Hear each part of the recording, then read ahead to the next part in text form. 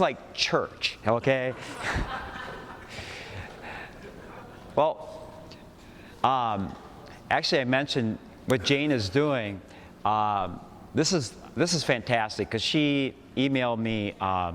She takes the time to, as you see, she's videotaping this class.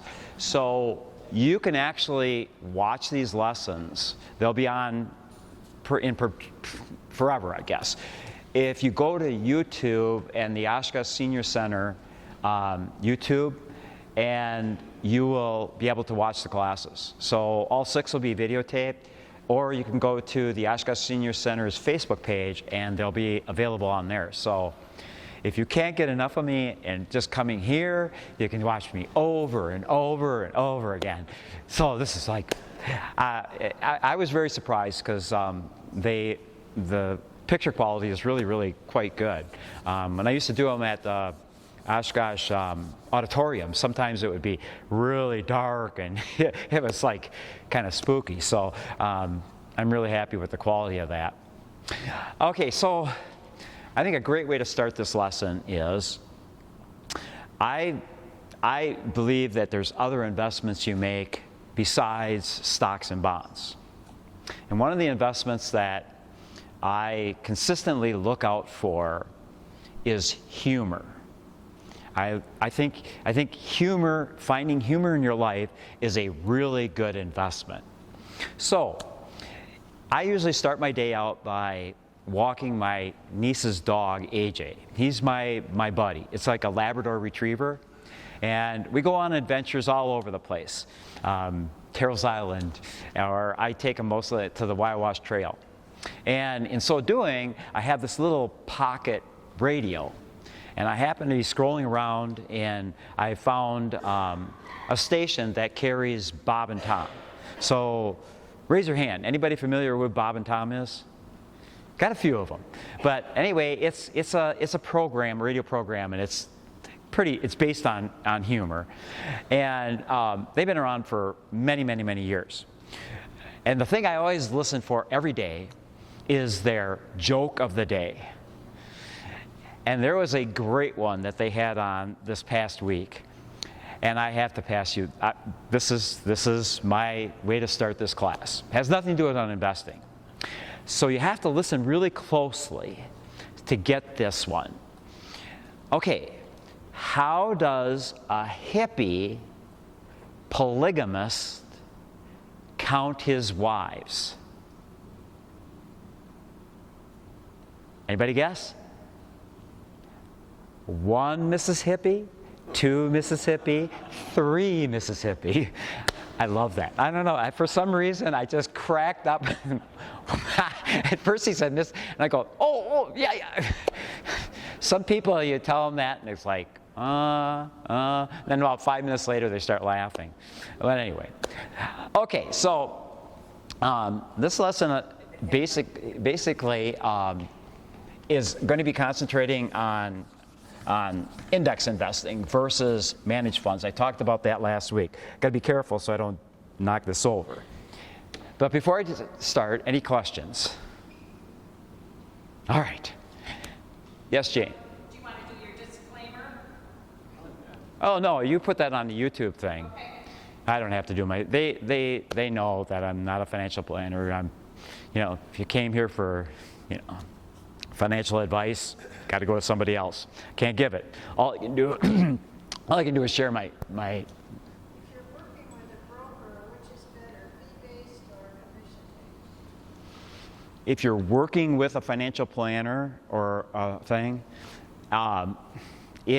most of the time it's fee-based, but I don't know of too many fee-based ones in Oshkosh. But don't get carried away with that, because they may say they're fee-based, but the investments they're putting you in also have fees. And sometimes those investments are recommended by a fee-based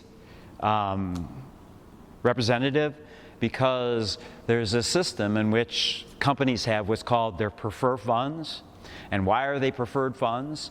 Because included in the management fee of those preferred funds is a kickback that the financial advisor gets for putting you in. Kind of like the drug companies giving doctors little sweeteners if they prescribe their pills.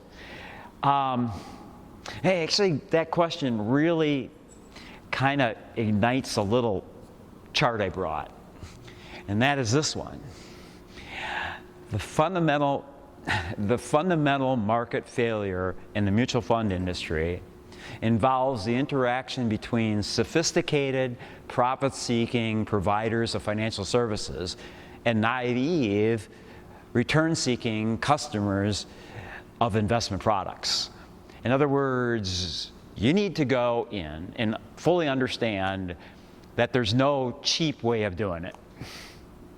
Simply put, there's no way that a financial advisor could possibly handle your portfolio at even close to the cost that I teach in this class.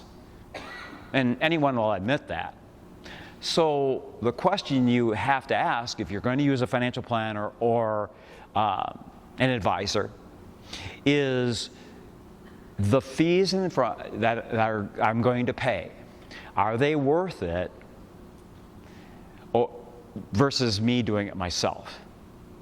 And if you are completely naive, and that doesn't mean dumb, it just means you don't understand this stuff, you're better off paying the fees, whether it be 1% or 2%.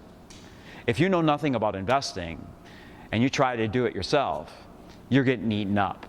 Furthermore, if you take this class, and I will continually talk about, and I'm making my case today, is I have used the total stock market index approach to investing consistently since it came out. I find it just a no-brainer. But if you came to this class and you heard me say that, and you don't understand why, you don't understand how it works, the chances are that when you're tested, and by tested I mean the total stock market index fund dropped 49% total return back in 2002 recession. It dropped 49% during the 2008 recession. So if you don't understand why you're investing in it and why it's a good approach, your natural instincts would be, my God, I just lost half my money in that investment. It can't be a good investment. There must be something wrong. I got to find something better, right? And I promise you, there's going to be lots of people out there in the financial service industry that'll tell you they have something better. They will promise you that. But the truth is that you have to look at the data. You have to look at the reason why this approach is really interesting, because I've had so many people, they call me up and they'll ask me questions about investments and their situations. And like, I'm more than free to give anybody my opinion. And so I usually go is, if you're my brother, this is what I would tell you. If you were my grandmother, this is what I would tell you. You know, if you were my sister, this is what I would tell you. I take that approach. And I have found that if a professional athlete came in and said he just signed a $30 million contract, I have $20 million to invest, I'd probably tell him, you know what? You only need two funds. A really good bond fund and the total stock market index for equities, and you're going to do just fine. And you're going to probably save a lot of money in doing it. So this class really is trying to help you to understand the why it really works, and some information showing you the data behind the performance of indexes versus managed investments. So the first thing you need to do is kind of understand, when I talk about index investing, what the heck I'm talking about. So in the mutual fund industry, which is what most people use, and remember, this crosses over to annuities. Well, people think annuity is something that is an investment. An annuity is not an investment. An annuity is an insurance product. and you put the investments inside this insurance product. So the primary thing that they put into annuities as your investments are mutual funds. But you're paying extra things because it's an annuity, which is an insurance product, so there are extra fees onto that. I can get into that more. But basically, most people, when you're talking about investment choices in personal accounts, in company retirement plans, you have 3 different options, and 2 of them are index-based. You have managed mutual funds. So I kind of covered that last week when I talked about managed mutual funds. Is investors put their money into this managed mutual fund. It has a manager, and that manager manages the money by buying and selling as he sees fit, and you're paying for that service. So it's very active. He's actively seeking performance for you, okay? And we covered in nauseam all the different expenses. And then you have another investment product that now is considered indexes, and it's quite complicated. And they're called ETFs. And ETFs, in my opinion, is one of these ways that financial services industry has taken something that is simple, very effective, and almost created a monster out of it. Because what they've done is they've created indexes that are packaged as stocks. So when you're investing in an ETF, it is sold as a stock, but it's actually an index. You can create an ETF of almost anything in the stock market. You have ETFs of the top 50 biotechnology companies. You have ETFs of the semiconductors. You have ETFs of gold. You have ETFs of like bonds. There's thousands of them out there. And the word index means that you create a group of stocks that represent a portion or the totality of any stock market. So there's indexes of international. There's indexes of bonds, all bonds. There's indexes of small companies, indexes of mid-sized companies, indexes of large companies. ETFs take that even further, where you can slice and dissect the stock market into indexes of 10, 50, 100 unique companies and put them into a basket of stocks, into a package, and you can buy that as a stock. So it trades 24 hours a day now, basically like a stock. Now, where I said they're more complicated than an index mutual fund, which I'll get to next. And here's why I don't use ETFs, and I'm not like against them, because they are tax efficient, and they are many of them are cost efficient too, because they're indexes. So an ETF has a management fee. Some of them can be 50 basis points, 75 basis points, but many of them are very, very low, like a mutual fund. Here's the kicker why I'm apprehensive about using them myself. So to create an ETF, Vanguard has them. Many of the financial service companies have them. Vanguard has an ETF of the total stock market index. So if you put it in Vanguard's ETF of the total stock market index, the portfolio or the stocks you're investing in, which is the whole stock market, is exactly the same as the mutual fund.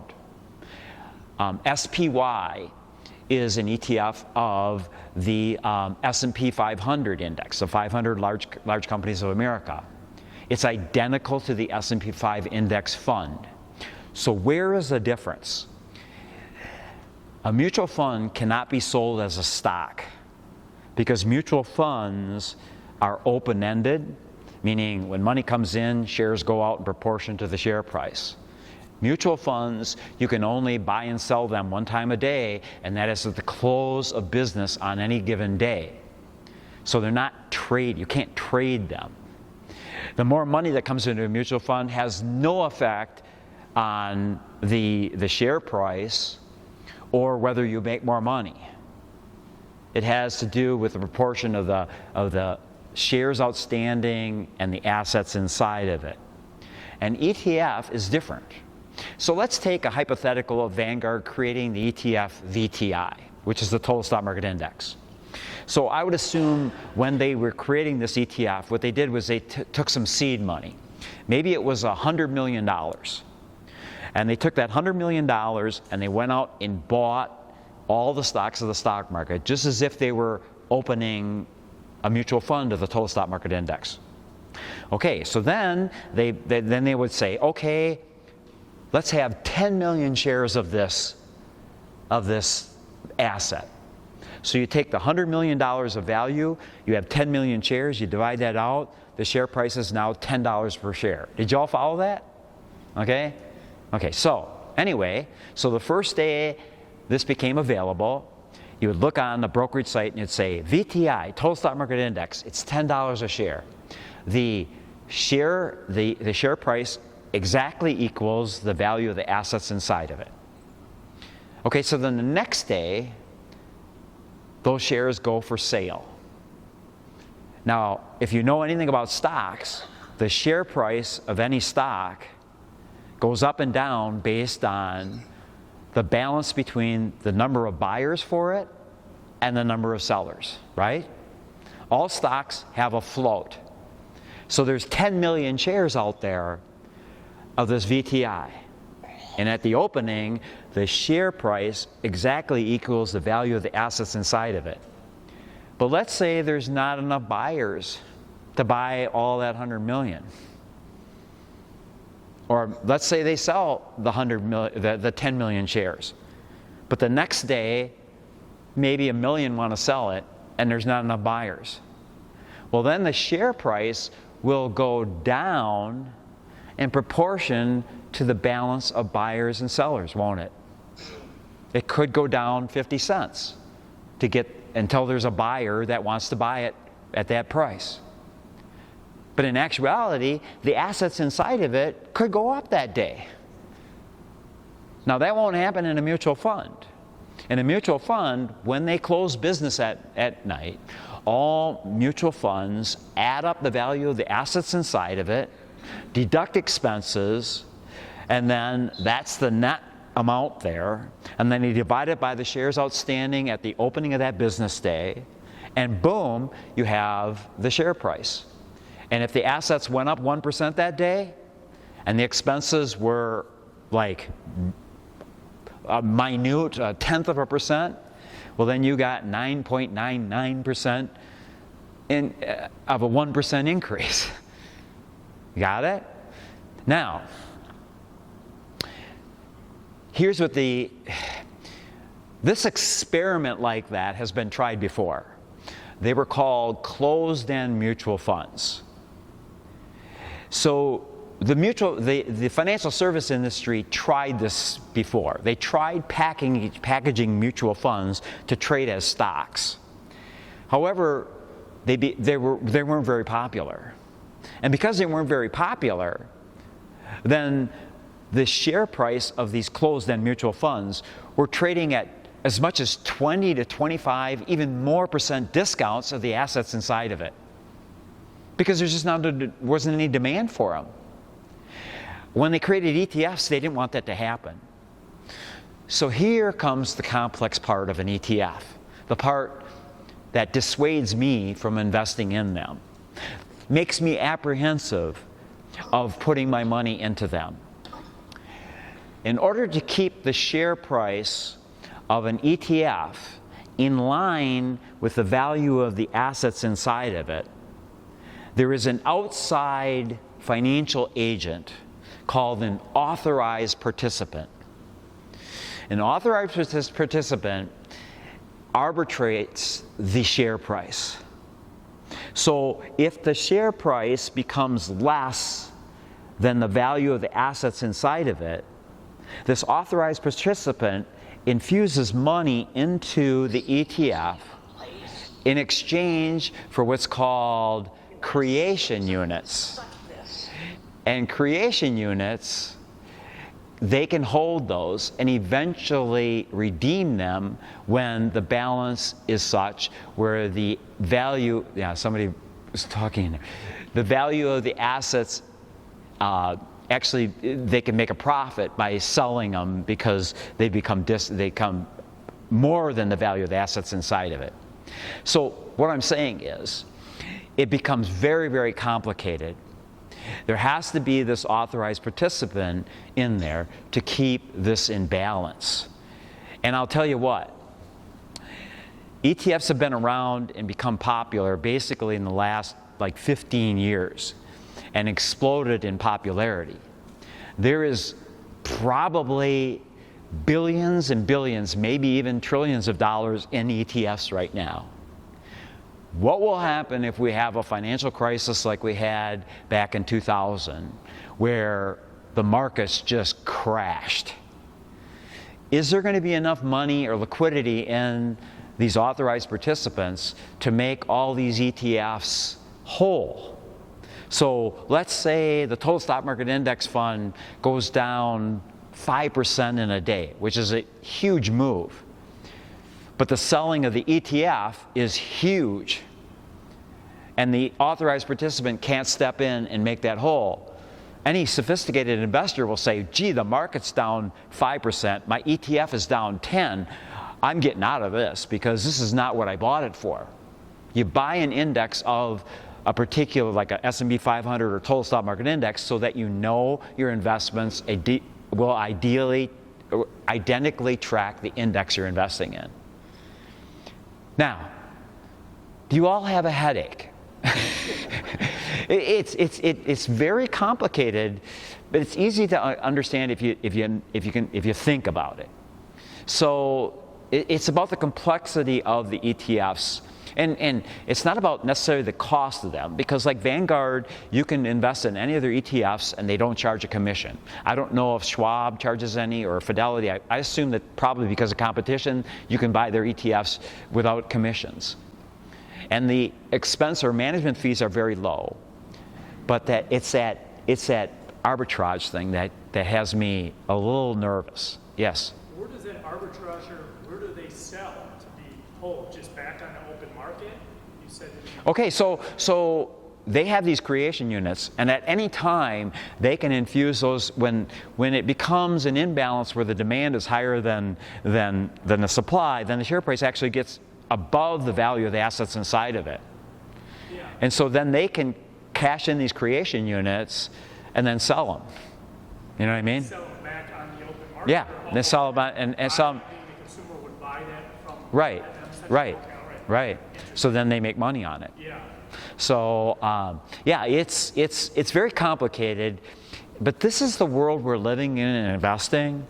John Vogel, before he died, he was a prophet of I don't know, be very careful what's going on in the markets, because there's so many algorithms and computers and derivatives and all these complicated investment things out there that there's a potential for chaos if things get really bad.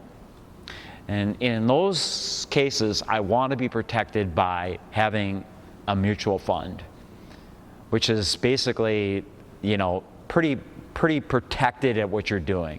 A company can't take your assets and sell them because they're in financial trouble. They have to, they just manage them. So, like, when you're investing in the total stock market index, you're basically, or the S&P 500, you give your money to the mutual fund. They go out and invest it in those stocks that represent the index. In return, they'll charge you the management fee. There's very little turnover, buying and selling involved, because it's really run by a computer. And so the expenses are extremely low. And you always know that the money you will make will coincide with the value of the assets inside that index going up and down. You're pretty much protected by the Mutual Fund Act of 1949. So that's another thing I really like about it is they have to be transparent. In other words, if a company says it's an S&P 500 index fund, they can't say, well, gee, we don't like a couple of those companies. It has to be the S&P 500. If it says it's a total stock market index fund and it's at Fidelity or Schwab or Merrill Lynch or Vanguard or Fidelity or any of those, it has to represent the total stock market. You know what I mean? There's no individual that manipulates it or changes it. There's no bias involved in it. There's no buying and selling of it. It's it. You buy it and you have it. It's so simple to understand. So when I'm doing these classes with the kids in high school, I'm old enough to have a really good perspective of time and investing. And I think back to when I was young, there wasn't a total stock market index fund. That came into existence at Vanguard in 1992. But I believe John Bogle created it somewhere back in the 1950s, but it was very obscure. You couldn't readily find it. It really didn't become really, really popular until the 1990s, where it really became more, available and stuff like that. But I think back to the concept of owning the United States stock market. So back when I was young and first started my investment career, my real investment career, when I graduated from college and got into the big money, and started actually earning, something besides just part-time money. What do you think the Dow Jones Industrial Average was? Around 260. You think back to what that represented. That represented the United States economy. What is it now? What is the Dow Jones Industrial Average? Huh? 35,000. What does that represent? That represents all the profits of all the companies that have come into existence since I was a teenager. Think about it. Think about all the transformation of businesses that has happened in my lifetime. Think about the amazing businesses that have come into existence just since the 1990s. Think about the businesses that are going to come into existence in the next 50 years. Think about the concept of owning all of those. And when those companies grow, you own them and all that explosive growth. Like I was talking to Jane before class, is when, this whole concept of buying stocks. First of all, it's extremely risky because you're concentrating on just one business. It's not diversified. But one of the things that you have to understand about investing in stocks is, when is the real money made in buying any stock? When that stock is tiny, when that company is tiny. Imagine owning Walmart when it came into existence. Imagine owning Apple Computer the day it was issued to the public. Imagine owning Google when it was in its infancy, or Facebook, or any IBM, any of the Procter & Gamble, any of those companies when they first went public. Imagine owning them and the growth that's happened. When you invest in the total stock market index, that's what happens. When they become public and they become publicly traded, they get into the index. When they become of a size that's relevant, becoming a small cap stock. And you will participate in all that growth throughout your lifetime of owning that investment. It's like this whole concept of owning the United States stock market is just like, it's like unbelievable to me. It's amazing that you can own it and have it in your portfolio and participate in all that profits made by those companies, which are passed through in the form of capital gains, and the dividends that the companies pay out. You get them paid to you, which you can then turn and reinvest and even buy more shares, and all that compounding over time. And it's so simple. So is there anybody here that has any questions about what a total stock market index is? And if anybody asks you, what is it? It's the United States stock market. Name a publicly traded stock and you pretty much own it. And you'll own it, and it's not going to be bought and sold. It's just going to sit there and grow, and if it pays dividends, you're going to receive those dividends. And you can choose to receive those dividends and spend it, or you can choose to just reinvest it. It's extremely tax efficient in a personal account. It's extremely effective in any account. That's a total stock market index fund. But you need to go farther. You need to understand the fact that if you read any book about investing, and you pretty much, all studies find that when you invest in like a total stock market index fund and you compare it to mutual funds of the whole stock market, that where the managers invest in the whole stock market, or you take an S&P 500 index fund. So a lot of people get confused about that. So before I go any further, I want to explain that, because I've had people that have taken this class and then they say, oh, could you look at my portfolio? And I'll say, oh, sure. And they'll have like 70% of their money in the stock market, and they'll have 35% invested in the total stock market index fund and 35% invested in the S&P 500. And I ask them, well, why did you do that? Oh, because they're both really good indexes. Well, yeah, they're both really good indexes, but do you understand the redundancy of what you've done? And by doing that, you have possibly set yourself up to underperform. Now, what do I mean by that? Okay, so if you look at the total stock market index fund, here is how it is constructed as far as what's called market capitalization. So there's a fancy word, need to explain it. Market capitalization means that every company has a float or number of stocks that people can buy and sell. What you do is you take the number of shares that are outstanding owned by the public or institutions, and you multiply it times the share price.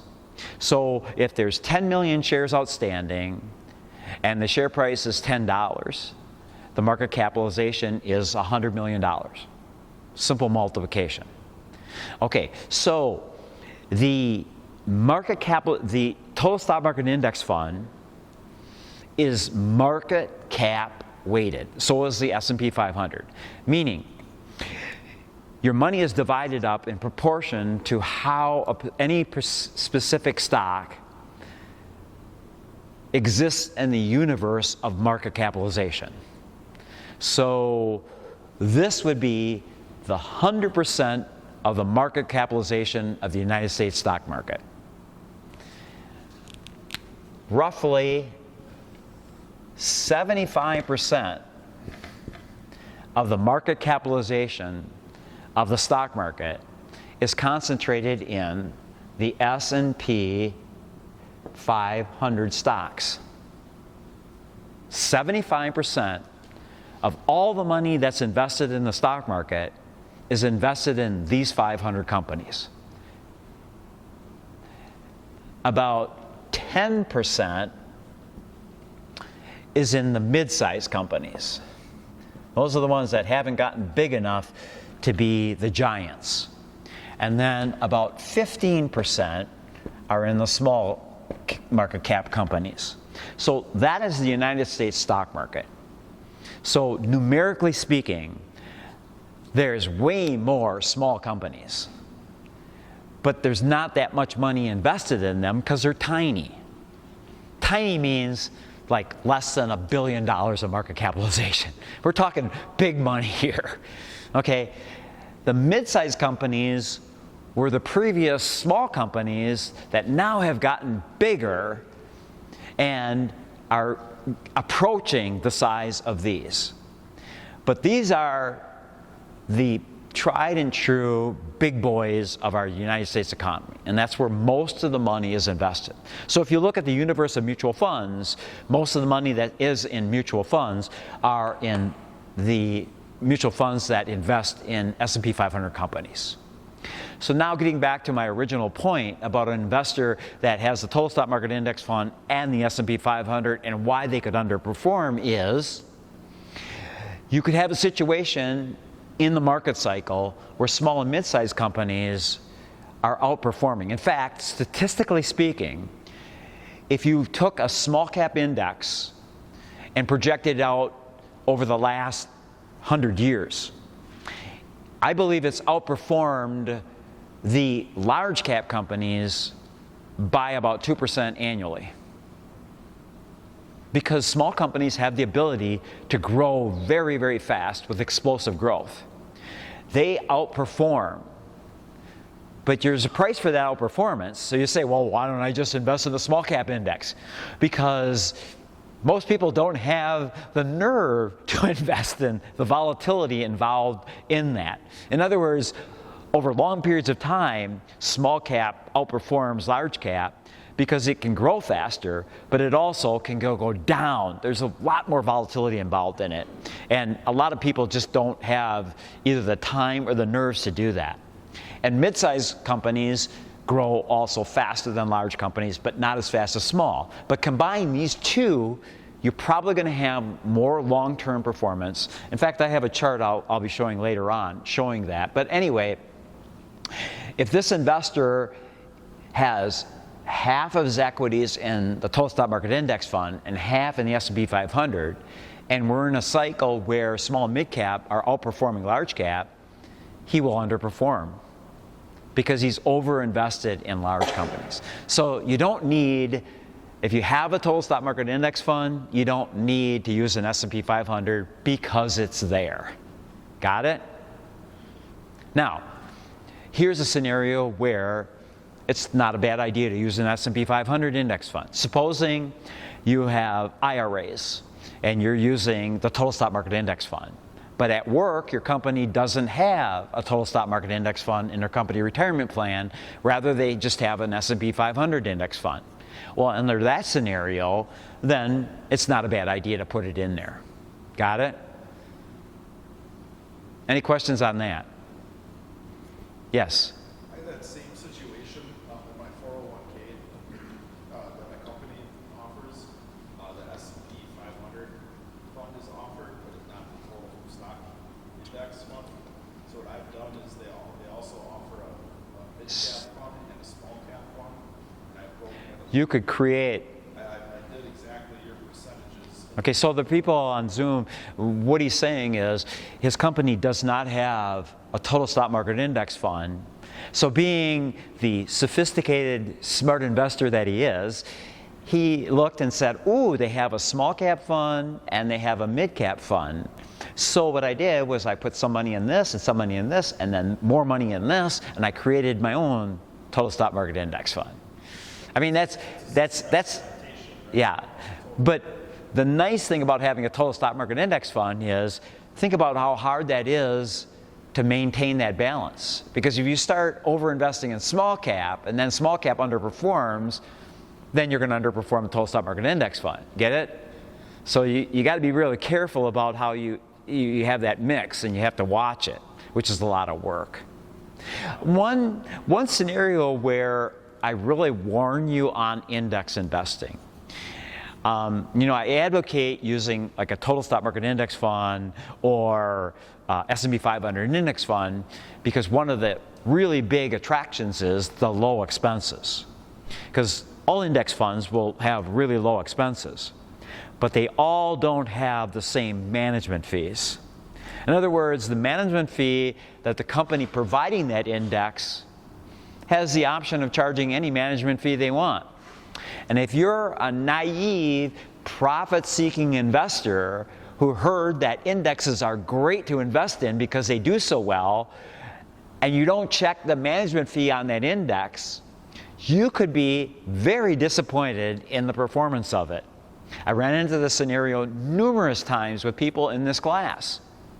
They've taken their company retirement plan, brought it into my class and say, what do you think about this? We have an S&P 500 index fund. I've run into companies that in their company retirement plan, they have 100 basis points as the management fee on their S&P 500 index fund. That's like highway robbery. That's like you can go to a place and buy a gallon of milk right now for like $3.50. That's like charging like $30 for a gallon of milk. That's the proportion. It's ridiculous. But if you don't know what to pay attention to, they have no conscience. It's like whatever, if people are investing in it, then, buyer beware, I guess the word is. Always check the management fee. So anyway, any questions on understanding what an index is? Okay. So I said I want to make my case to understanding, like, you see this phenomenon in most books that study investment and performance.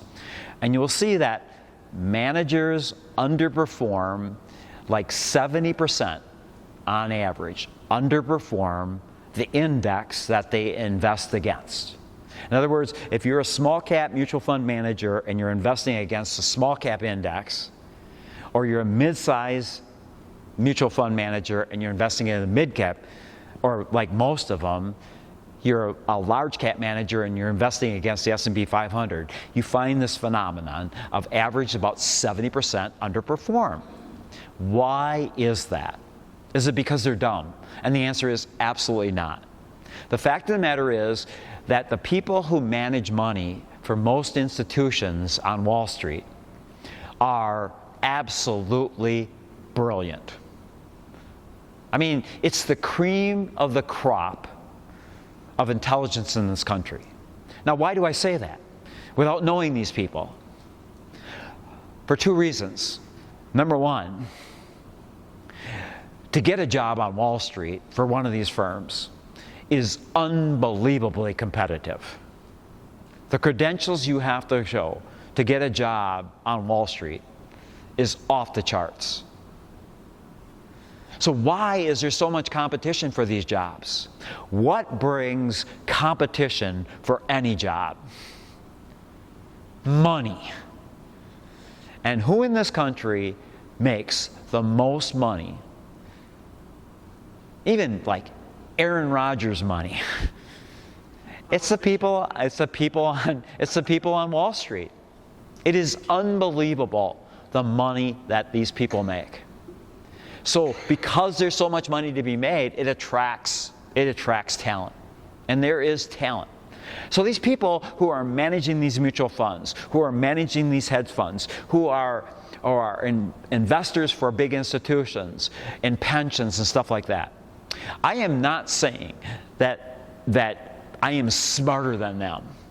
In fact, what I'm saying is I want to use their intelligence, I want to use their skill, I want to use their abilities to harness for my own benefit, but I'm not going to pay them. Now, how do I do that? By using a total stock market index fund. Because what is the result of all the work of all these people who are buying and selling all these stocks and setting the price for the market? If the market goes up 10% on any given year, who made it go up for 10%? The people who are buying and selling all the stocks, right? In other words, the professionals are the ones that are evaluating value and setting the price. All you're doing is, I'm owning it. And whatever they set, that's what I'm owning. But I'm not paying their fees. It's the guys that are in managed mutual funds or in pensions or in institutional investments. They're the ones paying all these guys their fees and all the transaction costs. All I'm doing is buying it and owning it. I pay my one fee to buy the shares when the mutual fund buys them, and I'm paying my management fee of 4 basis points, and that's it. So, expenses are really, really low. And every one of these managers has to compete against that. I was reading an article just the other day, and what did it say? If you pay it was something like 1% in expenses, it deducts your long-term return by almost a third. Or maybe it was 2% in expenses. It's incredible how much it deducts your long-term expense. And I have a chart to show that. But let's get back to the reasons why indexing, or going to the total stock market index fund, is not a fad and why it will always work. First of all,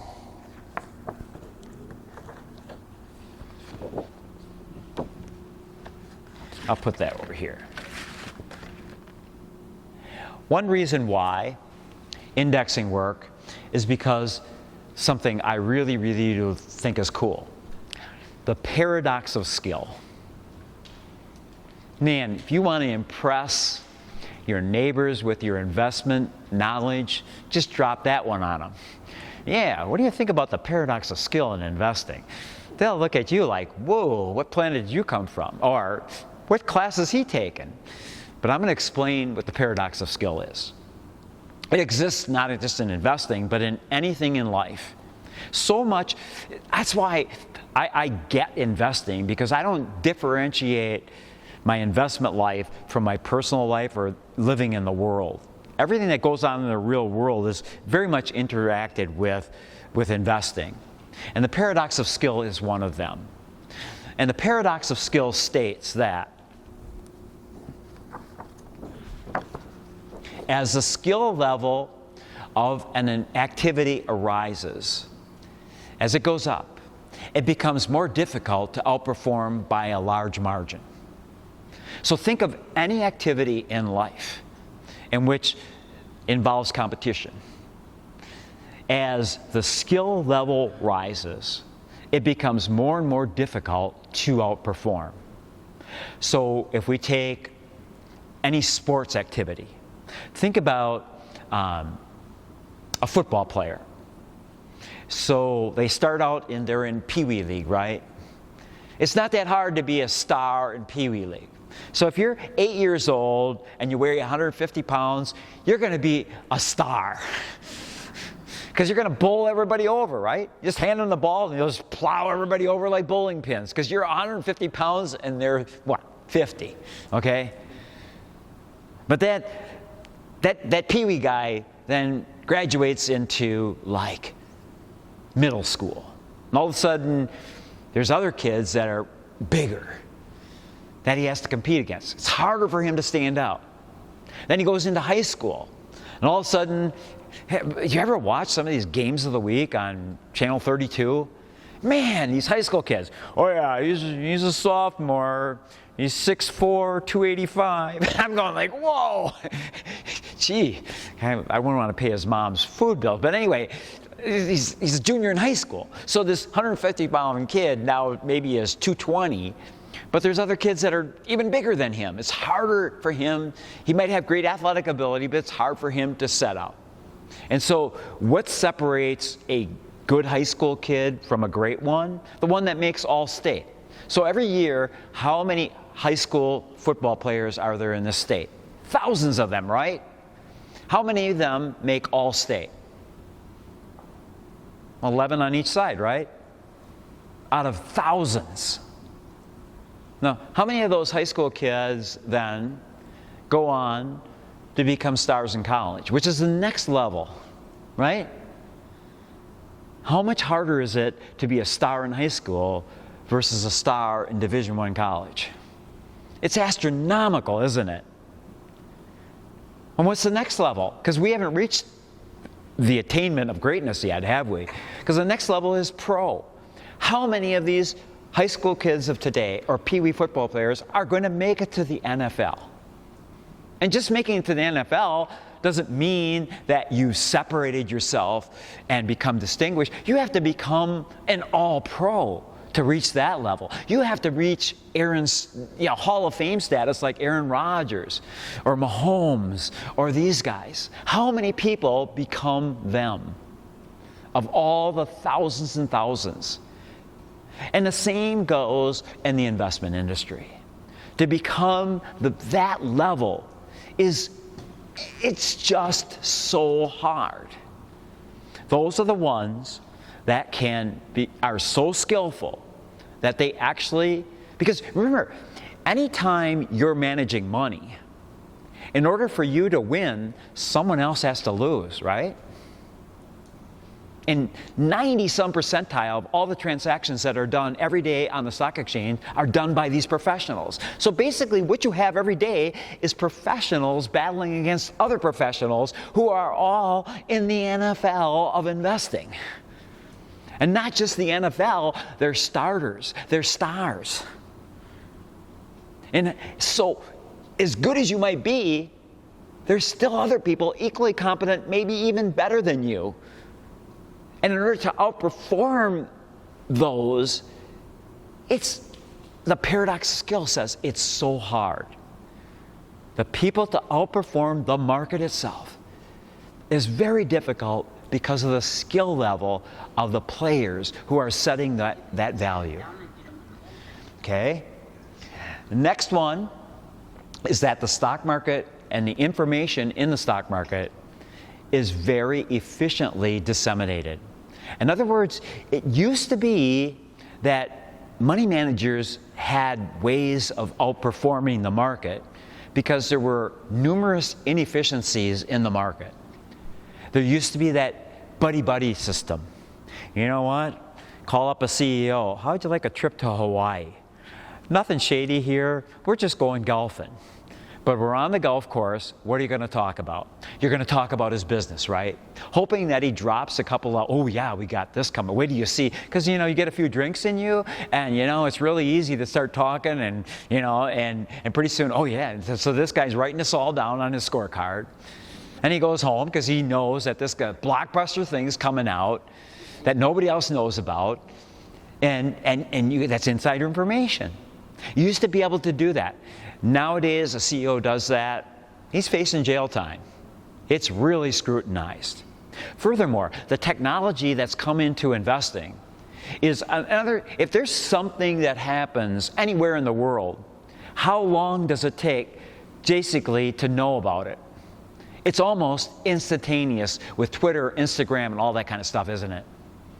And all this financial information, by law, when you're talking about U.S. companies, they cannot release it ahead of time. It has to be released simultaneously that's pertinent to the value of that company or making an investment decision, has to be disseminated to everyone equally at the same time.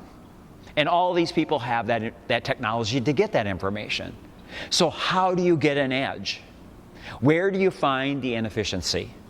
It's very difficult anymore. The market is very efficiently priced. Now, does that mean to say that the market is not ever inefficiently priced? I would venture to say right now, the stock market is not efficiently priced. I disagree with the money managers right now. I don't think that the stock market should be at its level right now, but I'm just a lowly person here, and I'm acting accordingly. And it's because of, I'll talk about that in a future lesson. But that's my opinion.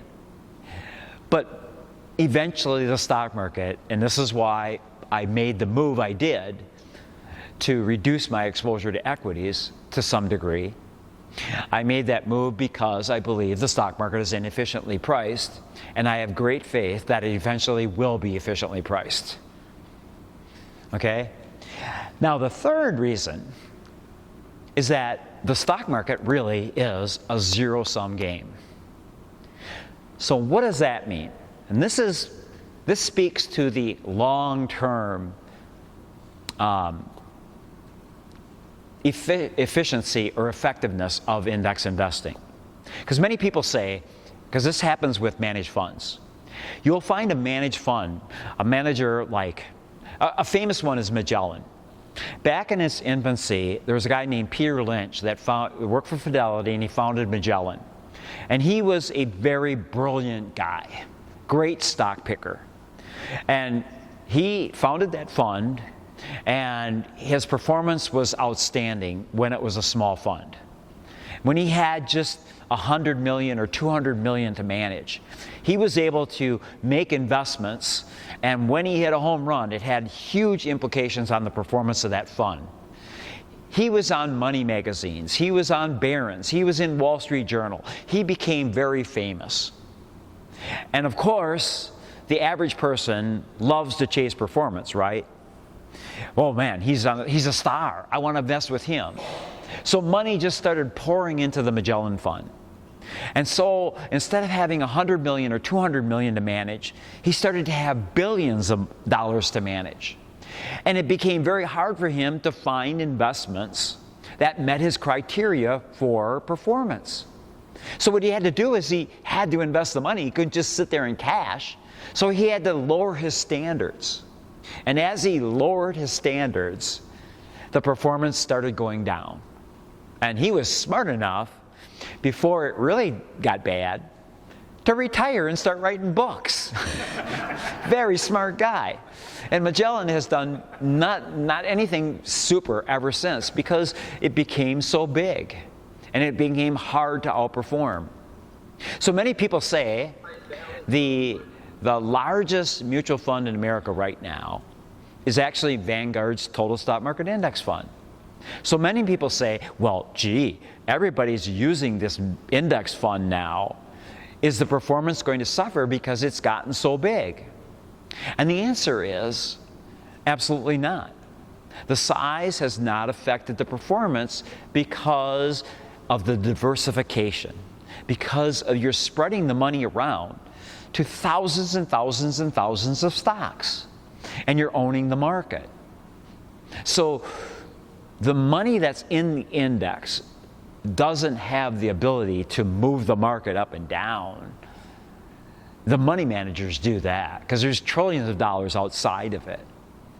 And the performance will always reflect the prices set by those money managers. But now let's get down to this phenomenon of finding that the index outperforms these managed funds. Why is that? Okay, so it kind of goes back to simple averages. So if the stock market returns 10% in any given year, that's the average return of all the money invested in the stock market. So in order for that to be achieved, that means that 50% of the money invested must have done less than 10, or 10 exactly, right? And 50% of the money either had to be within the realm of 10% or better, right? To get that average of 10%. Do you all agree? Okay. Now, if you own the Total Stock Market Index Fund, you got this, the average. So how did you outperform 70% of the money invested?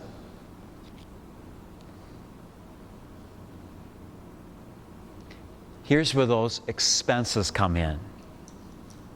Now, we talked last week, and I said, you take the management fee of a mutual fund, and according to Money Magazine, and many of the other things I've read, is you take all the other expenses besides management fee, transaction costs, cost of cash, investment bias, market impact costs, all these different factors, and you pretty much can multiply the management fee times 3. So if you look at the average management fee of a mutual fund in America, it's somewhere between 0.5% and 0.75%. I don't know, it depends on the publication. But let's say the average management fee right now that you're paying a manager is 0.7. Okay, 70 basis points, 0.7%. Multiply it times 3, and that means that you're paying 2.10. Am I right? Check with my math guy. Okay, so the 10%, if this guy was on the winning side, because what we're talking about here is gross return. So like when you get a paycheck, you have a gross paycheck, don't you? But is that the money you get to take home and spend or invest or do what? No, you have the net paycheck, right? So you got to deduct what? What do you deduct from your paycheck? Taxes. Taxes. Sometimes you're contributing to, do they take anything else besides taxes? But yeah, they might have insurance taken out of there and stuff like that. So you don't get the gross, you get the net. Well, what matters to you? The gross or the net? I mean, what good would it be to make $100,000 if your net is 25? Right? The net is the meat and potatoes of investing. So if you look at the market, if the average return is 10% and you're on the winning side right here, but you're paying 2% to invest, and let's say you returned 12%, you just matched the return of the market. You didn't outperform. So if you look at the returns, because every year the returns of the market is the capital appreciation plus the dividends paid by the companies. And then they have computers now, very sophisticated, where they can track the performance of all investors in the stock market, institutional investors, which set the total return. And what you usually find is it looks like kind of a bell curve, like a bell. That's not a very good bell. My wife didn't marry me for my art skills. Okay, that's a bell curve. And you'll find that the middle is the average return. And you'll find that the average return of these investors that manage money falls within roughly a 2% window over and above the average. In other words, most investors that are professionals, because they're highly skilled, their performance closely correlates the average return. There's a few outliers that are way big winners and big losers, but most of the returns are centered around the middle. But then when you take expenses out, it really distorts the performance of the investors in there, because this is the gross.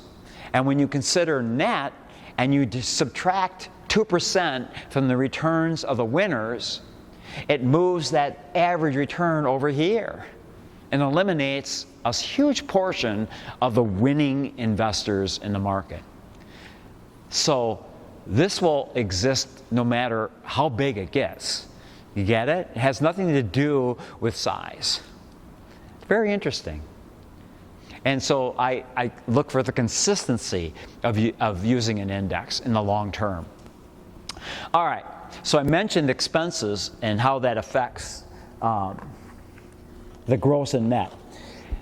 So if you have a mutual fund calculator, which I got from NerdWallet, and they took a hypothetical of let's say a young person who's just opening and deciding they have $10,000 to invest. So at 25 years old, they take that $10,000 and they invest it in any kind of an investment. And then they proceed to invest $2,000 every year to the initial investment. They do that for 25 years and they average a 10% return. In other words, their investment choice consistently match the return to the stock market. Kind of like we're talking about the zero-sum game here. What effect does gross and net have based on the fluctuation of expenses?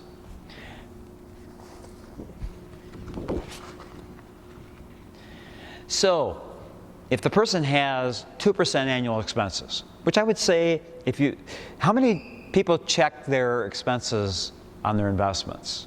Did you find that they were somewhere around 50, 60, 70 basis points? If they were managed funds, you're paying roughly the 2%. So if you were the person that had $10,000, invested for 25 years, averaged 10% return, your gross return was $324,710. So you look at these three investors with three different expense ratios. They all had the same gross return because they all invested the same amount over the same time with the same annual return, right? So they all had the same gross return. The difference was different expenses. The first one had 2% expenses. Their net return, what they got to take home after expenses, was $226,393.58. Total fees paid, $98,317.01. Okay? This person had 1% annual expenses. Pretty hard to get a managed fund with 1% expenses. But I think there's some of them out there. If you look at what's called turnover, one of the ways you could find a managed fund maybe that has lower expenses is look at the turnover ratio of that mutual fund. And usually that's disclosed in the prospectus. I'll get more into turnover because turnover involves expenses. And also there's a phenomenon that correlates to the more turnover you have, usually the less return you're getting, how well you perform. But nevertheless, this person has 1% expenses. Doesn't seem like much. Their gross return, of course, was the 300 and some thousand. Their net return was $50,000 more. So 1% in expenses made a difference of $50,000 in net return. So this person returned $270,878.76. The final one would be an example of an index fund with 4 basis points. So the total expenses that this guy had was 4 basis points. So your gross return, of course, was the same as the other 3 investors, but your net return is $332,354.45. Outperformed this guy by $100,000 and this one by almost $50,000. And your total fees were only $2,356.14 over 25 years. That's incredibly low expenses. And it correlates to return. It's simple math.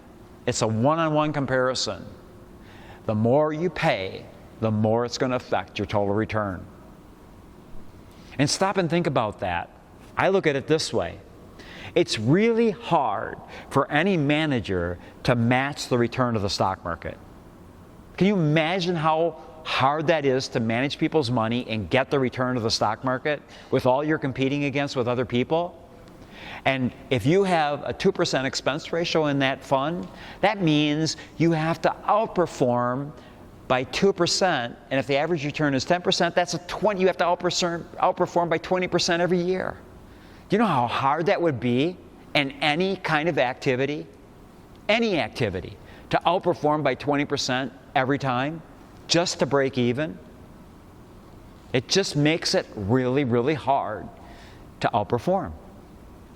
Okay, in this chart, I always had to be cautious when I did these classes at the senior center because some of the people attending had weak hearts. So I hope you guys have seen your doctor lately, had your pulse checked. No high blood pressure people in here, because if you've been investing for many, many years, this may affect you psychologically, physically. It's called wealth destruction. How much of your wealth is actually destroyed by expenses? That's why I get a really chuckle now, because they're not, most financial firms don't call themselves financial planners anymore, right? No, they're wealth managers. And I love that's a very loose use of the wealth term, but if you look at expenses, no matter what your returns are, expenses correlate to the destruction of wealth. And it's by this amount. If you have 2% in expenses, after 5 years, it destroys almost 10% of your wealth. After 10 years, paying 2% will destroy almost 20% of your wealth. After 20 years, it will destroy almost 30% of your wealth. Kind of like what I was saying before, if you pay 2% in expenses in your lifetime, you're going to have 33% less return after 25 years. That's kind of what this shows. And after 30 years, it will destroy 45% of your wealth. No matter what your return you would have had 45% more if you didn't have to pay 2%. That's a significant destruction of wealth. In other words, there is a reason why Wall Street people make so much money. And it takes someone with knowledge and understanding. And that's why taking the paradox of skill, the zero-sum game, the fact that expenses correlate to return, that I have no problem with having money in the total stock market index fund if it goes down 49%, because I know it's not broken, and I know that the return of that fund in the future will reflect on the true value of the stocks inside of it. And the value of the stocks inside of it is the U.S. economy. And I have full faith in the fact that the U.S. economy will bounce back and will recover and will continue growing over my lifetime. So I just go like, okay.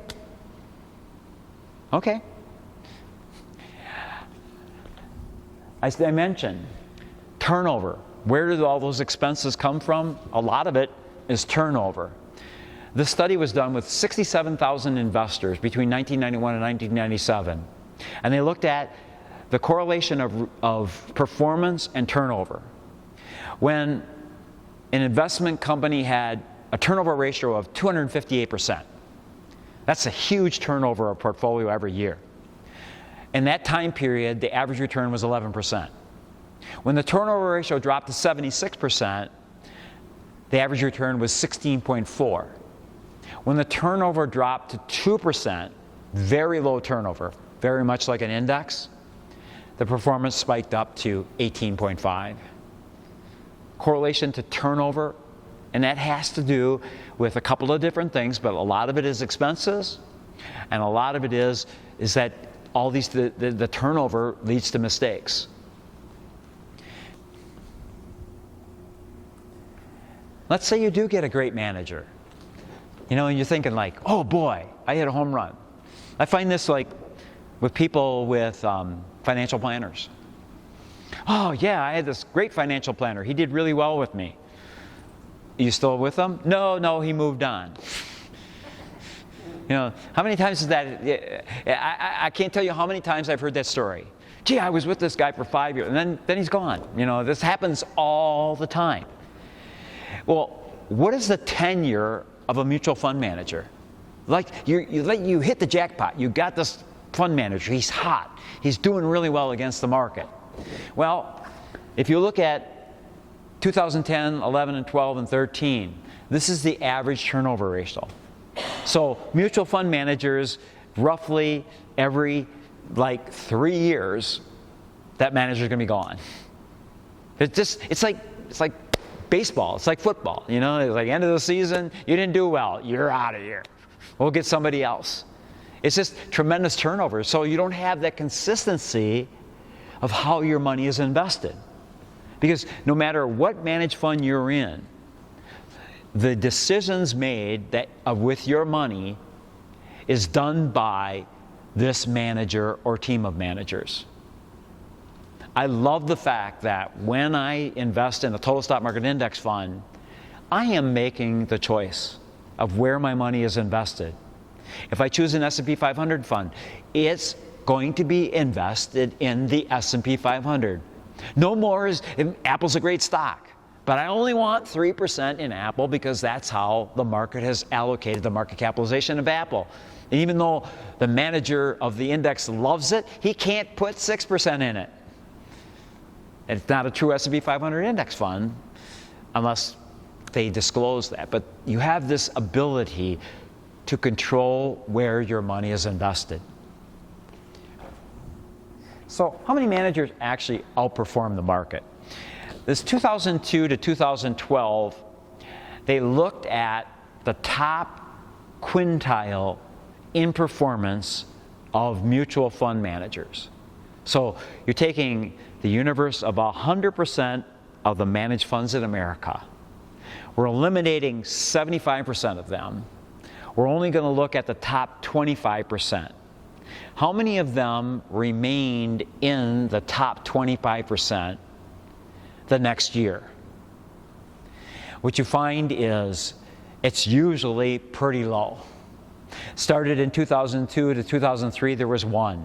Then there was 12 the next year, 15 the next year, 16, 15, and then you had 0, 0, 9, 1, and 2 for an average of 7%. In other words, only 93% failed to maintain that performance even the next year. That's how fleeting it is. It is a game of skill, but it also has a lot of luck involved, a lot of luck to maintain superior performance. 2005 to 2014, in this study, there were 5,375 mutual funds. Now here is really something very interesting. Over that 10-year period, of the 5,300, 1,000, 20% of them were liquidated. Now, why do you think a mutual fund company or a financial service company liquidates a mutual fund? I mean, don't panic if you're in one of those, because what they do is they simply close it down, they take your money, and then they put it into another mutual fund. So give me a reason why you think those funds were liquidated. Anybody got an idea? Underperforming. In other words, if a mutual fund is really doing well and performing really well, what happens to the volume of money inside of it? In other words, does the average investor choose the worst performing fund at a company or the best returning fund? Right? In other words, the average investor looks at the numbers. And furthermore, when was the last time you went into a financial planner and he pulled out his book of investment choices and says, you know, this one's doing really bad. That's the one you should pick. Let's put our money in this one because, you know, he's due, you know. No. He's going to pull out a portfolio and he's going to have all his star funds, right? And one after another is going to be just outstanding performance, right? Of course, in the bottom under voice, you'll say, well, you know, past performance is another indicator of future performance. But boy, look at how they're doing, right? This is a little trick of the financial service industry. Companies love to tout the performance of their funds because what they do is called survivorship bias. In other words, what they do is they take a magic eraser and they eliminate all their bad funds and just keep the ones that are performing good. And then they talk about how great their funds are. It's synonymous to Oshkosh North versus Oshkosh West in academic performance. But over at Oshkosh North, you know, every high school, you know, has the knuckleheads. You know, anybody a teacher in here? Well, I did a lot of volunteering in school, and you know, there's a portion of the students that never got their head off the desk when I was there. I know I might have bored them to death, but most of them were really good. But there's that percentage, and every school has them. And you know academically, when the tests are given, they perform very poorly, right? But you got to count them in the average. Imagine if a high school didn't have to count them and just took the students that did their homework, handed in their assignments, listened to the teacher, studied. Everybody would be coming asking, how are you doing it, right? But you're not doing it fairly in comparison to Oshkosh West, because Oshkosh West has to count the whole student body. So this is what they're doing in these mutual funds companies, is they just liquidate them and then they erase the performance, making them look really good. So anyway, how did they do as far as success? Only 147, or 3%, achieved top 25% in mutual fund performance over that time period. A very, very small percentage, 97%, failed to be in the top 25% in performance. Another study was done, and this is a famous one, and I've seen it in quite a few books. So it's pretty much part of the academic standards in financial literature. It's called Seeking Alpha versus Skill. Alpha is another term that they use in the financial services or in the investment industry. Alpha means outperforming without taking more risk than the market you're investing in. So, you can measure risk. That's a measure of volatility. So you're talking about the risk you're taking, because there's a simple correlation that the more risky investment is, the more potential it has to outperform, right? But also the more downside it has, there's a price to be paid for that. So what they did is they took a database of over 2,000 managers of money from 1975 to 2006. And here you see exactly what I talked about when I did that zero-sum game. I talked about performance of indexes. 75% of them failed to achieve alpha, meaning when given a scenario where their risk profile was similar to the index they're investing in, 75% failed to beat it after expenses. 24.5% achieved alpha. Of them, 24, they said, percent achieved it because of luck. It was simple luck. They identified the superstars, the ones in the paradox of skill that are so still skillful that they are Hall of Famers. That is 0.6%, or 12 out of 2,076. And I think of myself as an investor back in 1975 when I first was graduated from college and started investing, and if I would have had a 401k, they didn't have them back then. And I'm looking at 2,000 managers and I'm deciding which one am I going to put my money in here? Which one is the 0.6%? What were my chances of picking one? And the chances are, what are the odds that that guy is actually managing money that I would invest? Those people are probably managing big time money at a pension or something like that, rather than individual investors like us. It's so difficult to achieve alpha. Yet, how many books have been written? How many people have been trotted out on CNBC over the last 25 years? How many people have been in Barron's about their abilities? What is the consistency of that performance?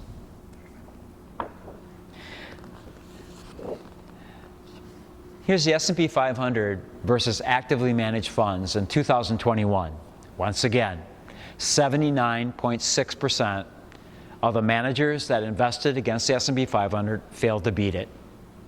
Over the last 10 years, 86.1%. Over the last 20 years, 90.3%.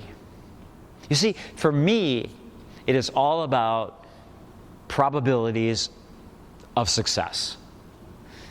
And what these charts are showing you is the long-term probability of performance for you over active management is by using indexes. It's simply That's what has happened and what is happening. I love this chart because it goes back quite a ways. One of the first ones I had many, many years ago. But it goes back to the early 2000s. And back then, there were 1,446 companies that had large cap mutual funds whose managers competed against the S&P 500 in 2000, over the 10-year period from 1994 to 2004. And over that period, 97.6% of the managers failed to beat the S&P 500. That is incredible. It's just, and it really hasn't changed that much because the last 20 years it's been 90-some%. So when you're talking about the indexes from 2013 to 2022, the last 10 years, the Dow Jones Industrial has returned 148.6. So most people, you don't invest in the Dow Jones Industrial Average. But then the S&P 500 has returned 191.4. Total stock market index, 249.2. And it largely has to do with the fact that you have small and mid cap in there, which basically has added to the performance. The price you will pay, usually because that means the total stock market index fund is slightly riskier than the S&P 500 because it has small and mid cap funds. But the reward for it is the extra performance. Pretty interesting. So Warren Buffett, he is a huge fan of just the S&P 500. I like the total stock market index fund, and I've liked it ever since it came into existence. Here's something to think about, because I love this chart. This is one of my favorite charts.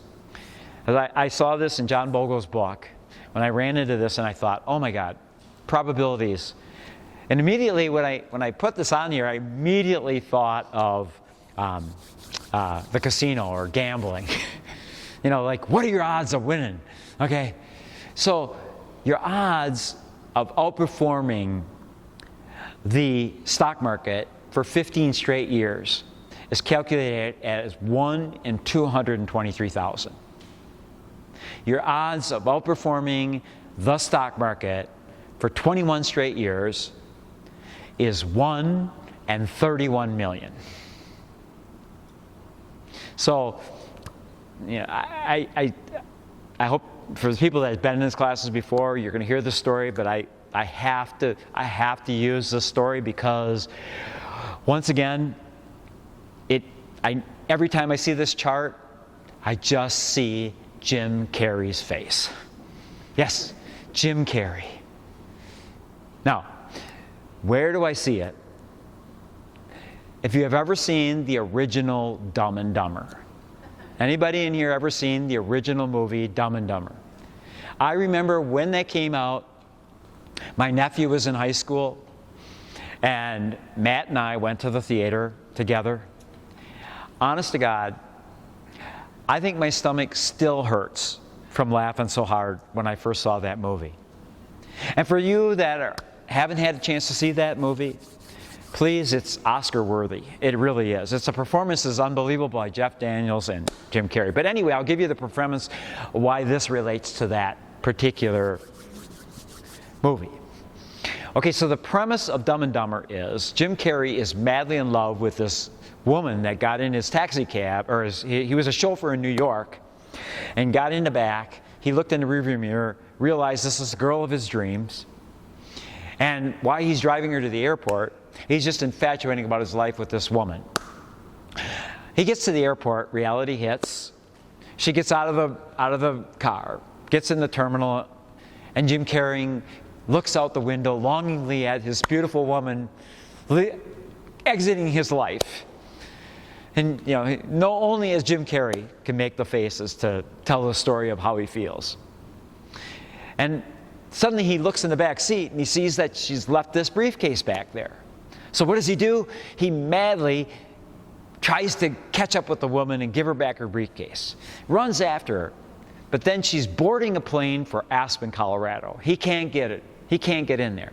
Well, he convinces Jeff Daniels, the guy he's living with, that they need to take this briefcase back to this woman. And if he does that, he is going to be hers.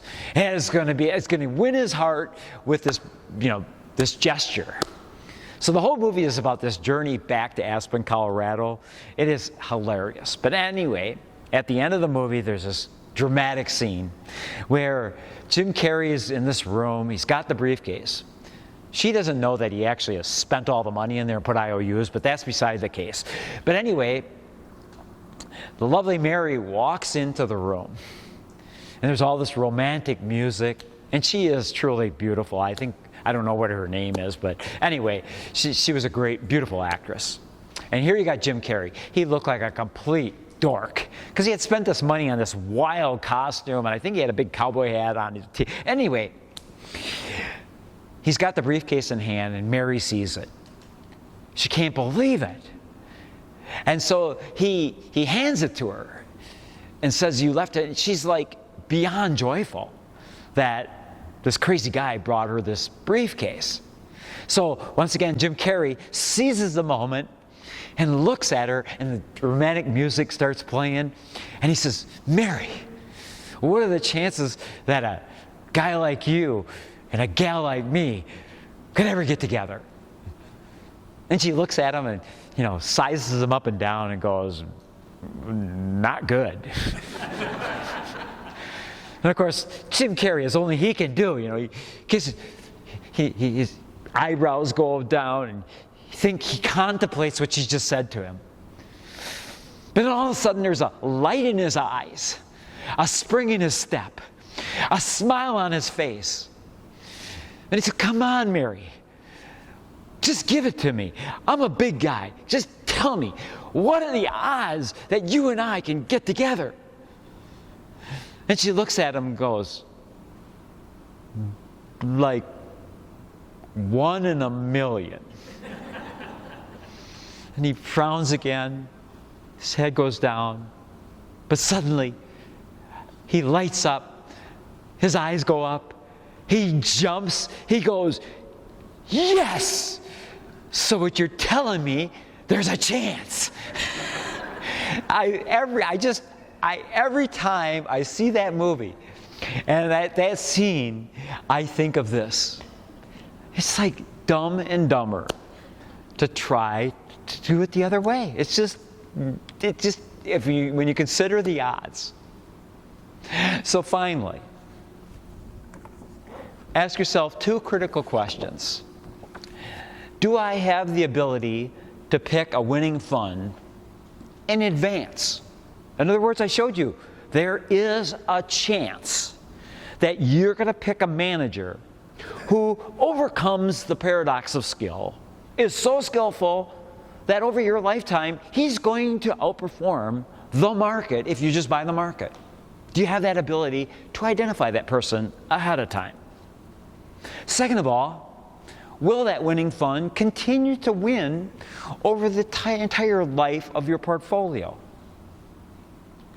I once was reading an article in Money Magazine back when I actually got the magazine, and they were talking about picking a financial planner. And I love this. They suggested you go to a financial planner and he rolls out that portfolio of investments that he wants you to go in. Say to him, "You know what I'm really interested in, what were you recommending 5 years ago?" Just see how different. What were you recommending 10 years ago? I can guarantee you, anyone that has come to this class, and this is 20-some years I've been going to this class, have I talked to anything else about than the S&P 500, using the Stock Market Index approach, or S&P 500? The consistency of winning throughout the advent of it since it's been formed in 1992. It's just, you don't have to be jumping around. You don't have to be juggling. Which makes any individual who understands what they're doing have the ability to perform better than most for the rest of your lifetime. How easy is it? So that's like I said, if someone came to me and said, you know what, I just inherited 20 million, I'd say, you know what, how much you want to put in the stock market? I'll get into asset allocation, but if it's a young person, well, first of all, you got 20 million. How much more do you need? But on the equity side, why would you need anything different than the total stock market index? It's really tax efficient because the capital gains. You see, the way mutual funds are set up, and you're in a managed mutual fund, one of the things that if you have it most people use IRAs or 401ks. But I've been an investor before the advent of company retirement plans. Besides, I had my own company. And there wasn't even IRAs. And so basically, I had to buy mutual funds. There weren't index funds either.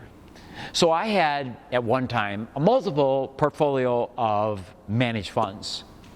And for me, I hated January, not just because it was winter and Christmas is over and it was cold outside, but it was in January when I got those lovely things called 1099s.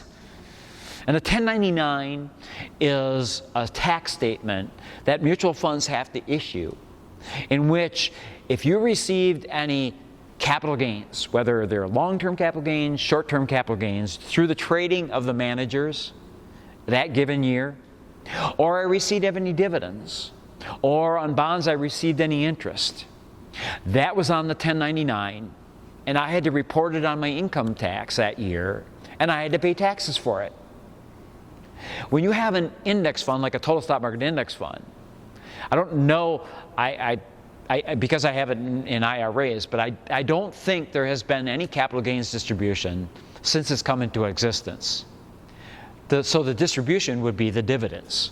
And the dividend rate is between 1% and 2% right now. So the capital appreciation is extremely tax efficient. So even a wealthy person who's really wants to limit any kind of capital distribution, an index fund is very efficient on that, even if it's not in an IRA. Okay, I think I covered just about anything. Any questions? Yes? When you made your change to make it stated out of equities, you took a portion out of equities? Oh yeah, recently I made a change in my portfolio because when I get to that lesson on asset allocation, I was talking about I use a balanced portfolio because I'm not working and I'm living on my portfolio. So I will do a lesson on what I feel presents the risk in the stock market, risk in the economy, which thus translates to the risk in the stock market. I just feel that probably is a good time to reduce my exposure to equities. But I did it inside an IRA. So I took money out of the total stock market index fund, a portion of it, and put it into the bond fund. But I still have 30% of my portfolio of equities in the total stock market index fund. I have no other equity investment other than the total stock market index fund. And it's been that way for like 20 years.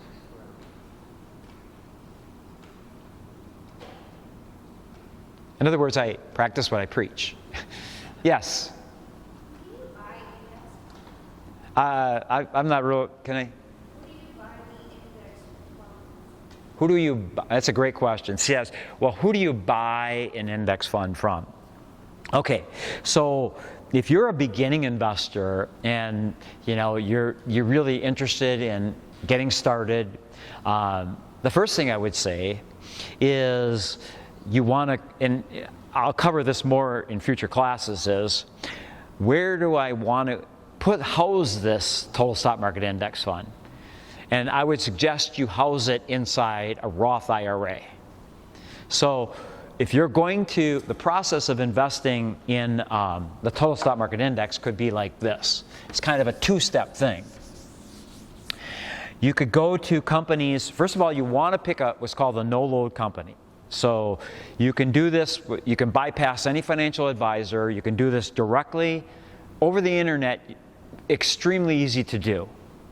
If you went to Schwab, or you went to Fidelity, or my favorite company is Vanguard. So you could go to Vanguard and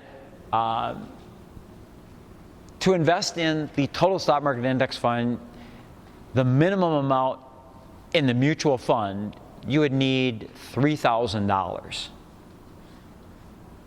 That's the minimum amount to open it. If you didn't have $3,000, then the way you would approach this is you would go to Vanguard, and you'd have to do this anyway because I think all new accounts. You would open what's called a brokerage account. Okay, this is going to all sound very intimidating. But can I tell you something? If you follow through on this, you will be so empowered as an individual, you will not believe how it will change your life. Because I went through this myself. It's scary to do this. It really is, to take control of your own money and do this investments. But the whole act of doing it is so empowering. And I really thank you for asking this question. So the first thing is, you want to open a brokerage account, but you would put it in a brokerage Roth IRA. And a Roth IRA would be after-tax money. So if you have saved up $3,000 from work or savings, that's after-tax money. So it's eligible to be put into a Roth IRA. Now, why a Roth IRA? Because with a Roth IRA, the money that you're putting in the total stock market index fund will grow throughout your lifetime 100% tax deferred. There'll be no 1099s. It'll just keep growing.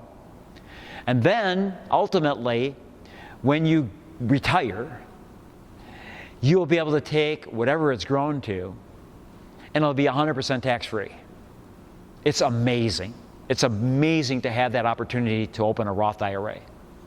So what you do is open a brokerage IRA. And once you've sent that money, what they do is, let's say you had the $3,000. You'd send them the $3,000, and you can actually have this set up so that it's linked to your bank. So you don't even have to touch the money. They will wire it into Vanguard for you, so you don't have to send them a check or anything. And even while you're doing this, you can set up this IRA. So let's say you have the ability to save $50 a month. You could say, okay, on the 15th of every month, please take $50 out of my checking account or savings account and put it in my Roth IRA. You can have automatic distribution or contributions, and that's a great way to do it. But anyway, once the $3,000 is there, they will put it in what's called a money market. Now, a money market is actually a mutual fund. It's a mutual fund that always has a $1 share price. So it's kind of like a place to park money. So they put it in there. And once you know your account is all set up and it's sitting in the money market account, usually takes about 7 days if you're mailing a check, you would call them up and say, I want to take my $3,000 and I want to put it in the total stock market index fund.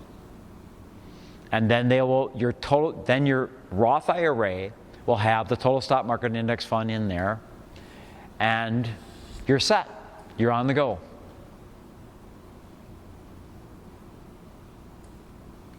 How much can you contribute to that a year? IRAs are $5,500 a year. Is it? They've been changing it.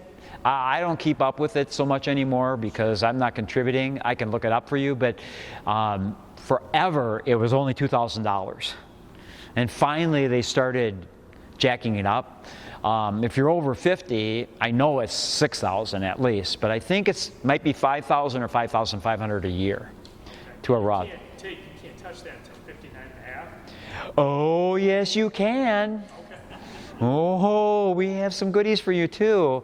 Okay, so this, if you put this in here and open this up, because this is I love this so much I've been doing this for a really long time, and lots of things happen, which I never think about it, but to other people. But because they learned this from me, I can share it with you.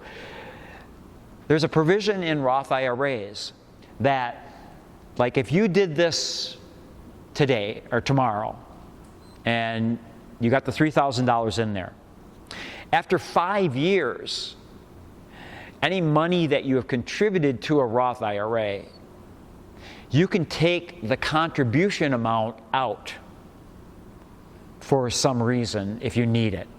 So it actually is like, if like it's a financial disaster in your life, you actually, without penalty, can access the amount you contributed after a 5-year period of contribution of that money. So it's kind of like a safety valve. So Does that need to be paid back? no, No, okay. nope, Wow, all right. no. So you can take that money out, and you don't have to pay it back. I don't advise it.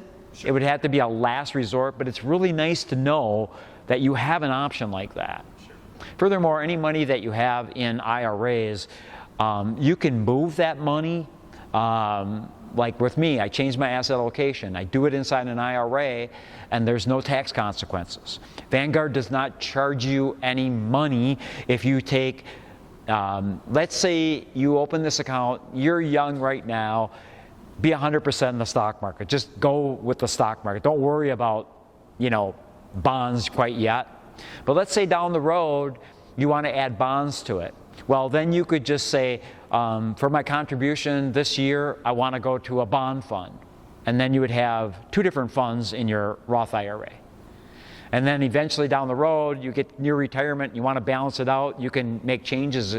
In other words, inside a Roth IRA, you can have multiple funds, and you can make changes to it too, without taxes or penalties. That was a great question, because so many people are very intimidated about doing their own investments because, like, how do I do it? And the thing about investing right now is it's gotten so much easier. The forms are so easy. Opening an account at Vanguard is extremely easy. And if it's intimidating to you, you can call Vanguard, get a hold of a representative, and they will walk you through it. I've had instances where I've helped people move money. They've had like money at a whole different places. And I remember one woman had like 5 different retirement plans, and we ran into some kind of like problems with it. I called Vanguard. I had my computer on. They had their computer on. We took her investments. We told him where they were, and right over the phone on the computer, he moved those things into an IRA just electronically. It was amazing how efficient it can be right now. So just the act of doing this is very empowering. But does that answer your question? You'll find Vanguard's website very easy to navigate. You just go to vanguard.com, type in personal investor. I'm only talking Vanguard right here because I'm familiar with that. I don't know about Fidelity and Schwab or T. Rowe Price. They're probably just as good or easy, but I'm familiar with Vanguard. And you type in open an account, then they ask you, and just follow the process. And yeah, you got it going. Yes? Did you say after 30 days is when you would call them and have them move it into? No, after, but? You said that they would initially put the money into a money market. Right. And then after Like 7 days. Oh. 7 days. Is it total stock index fund that you're? Right. Yeah, it's a total stock market index fund. They'll know it's the biggest fund that they have. It's extremely big. Yes. If you have your retirement fund through work, and you want to also do this Roth thing, are you limited? Can you still do the 3,000? Yes. Or Oh, you can. If you have a company retirement plan, let's say they have the total stock market index in there, you can put up to $20,000 in your company retirement plan. You could put it all in the total stock market. There's no limit there. In a personal account, you can put up to the limit for that year for a Roth. In fact, like many times, like it's 2023, you can put let's say the limit is $5,000 a year, and you don't get the money until January 31st. You could put the $5,000 in January 31st of 2024 for 2023. And while we're on this, couple of tips for you also. I am extremely apprehensive about my information, my financial information in my life. So Vanguard has my email. I get sent stuff from them. But one of the conditions I have on my account, which I don't sit there and go on Vanguard's website and look what my investments are doing. I don't have that. I don't want to have my investments in my computer. I don't trust it. Why? Why do you need that? Okay? So, but one of the conditions I have on my account with Vanguard is I've instructed them that there are no transactions that can be made on my account electronically. Let's say somebody hacked into my computer and got my information and somehow went to Vanguard and wired money out of my account. They can't do that. It has to be done over the phone. So that gives me some peace of mind. The second thing is I have a password on my account. So please put a password. Now, years ago, Vanguard came up with this is how things change, and you have to always be on guard. This was maybe 10 years ago. Vanguard invested this money and created this option as a password on your account called voice recognition technology. And so you call them up and your voice is your password. Now here's the problem with that, because I was watching this show. They had this woman and she got a call that she needed to do something. And it was her boss's voice. And so she did it.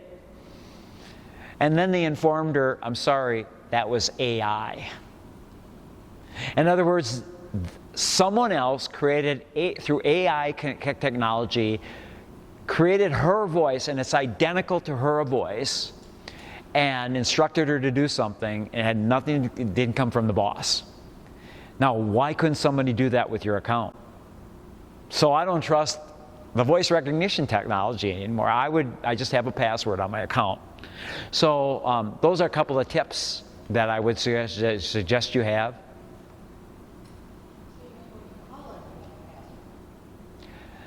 Pardon?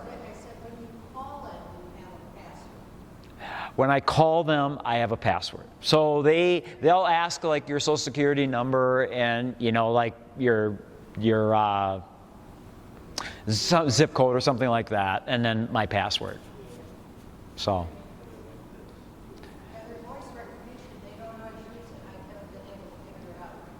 Yeah.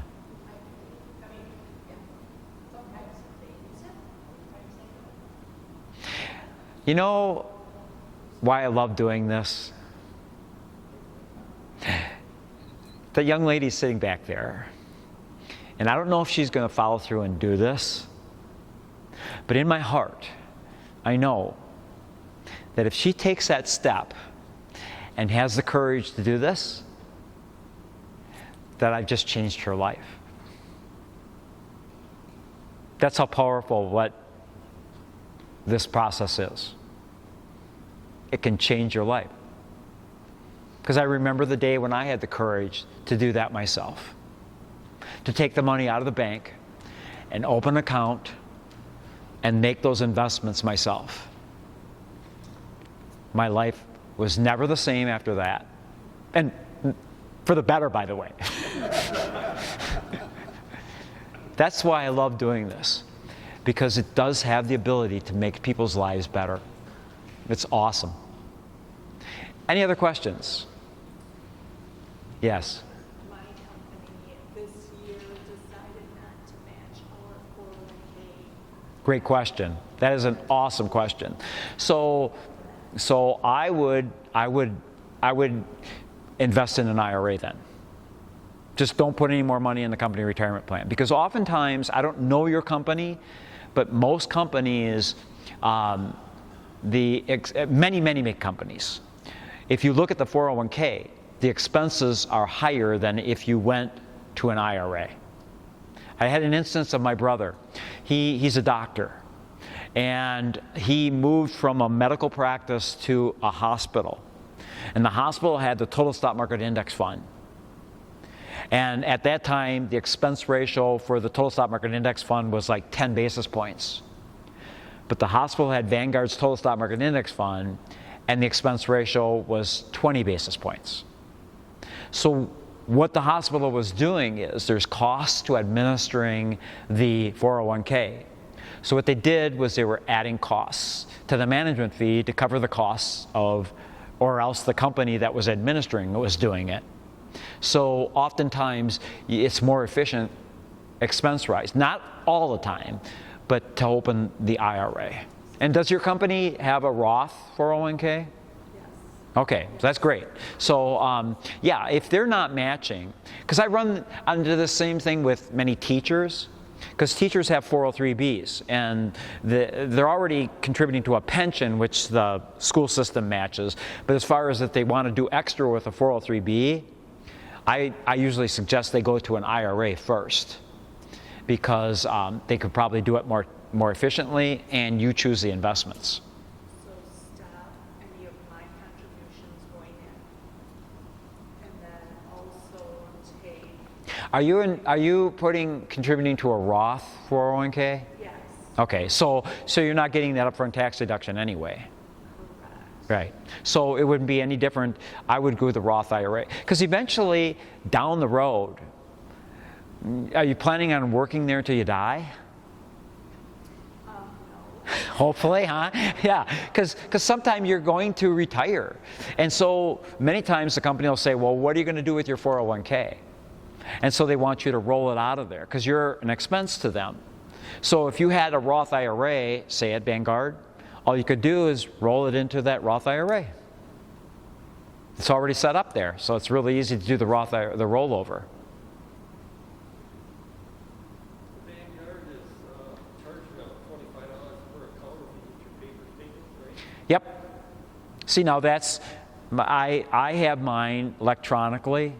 And actually, it's really weird because I told them they're still sending me paper statements, but what they're sending electronically to me is like the prospectus and all those weird things that cost them a lot of money.